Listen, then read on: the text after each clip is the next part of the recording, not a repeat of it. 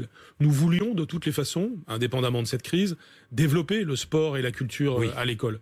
Oui. Et donc, vous voyez, au cours de ce mois de juin, vous aurez des petits groupes d'élèves de 15 qui vont aller au musée. Est-ce qu'on peut imaginer un jour ce qui se fait partout, pas partout, mais dans de nombreux pays, c'est-à-dire que des études jusqu'à 12h ou 14h, et puis ensuite du sport? Oui, bien sûr.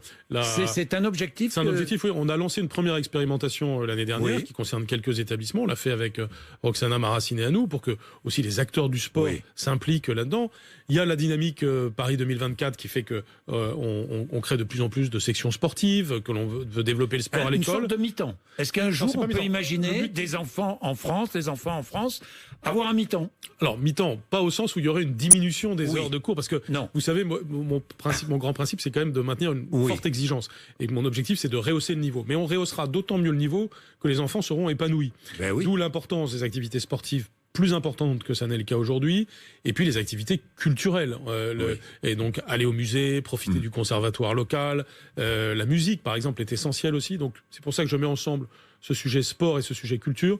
L'école doit être un plaisir, le plaisir d'apprendre, parce qu'on se structure l'esprit, on apprend des choses, et puis en même temps, on s'épanouit avec les autres, d'ailleurs, avec du sens du collectif. C'est l'objectif de l'école, et il se résume ainsi, et donc la place du sport et de la culture vont se développer. La crise nous oblige un peu à accélérer ce qu'on devait faire de toute façon sur ce sujet.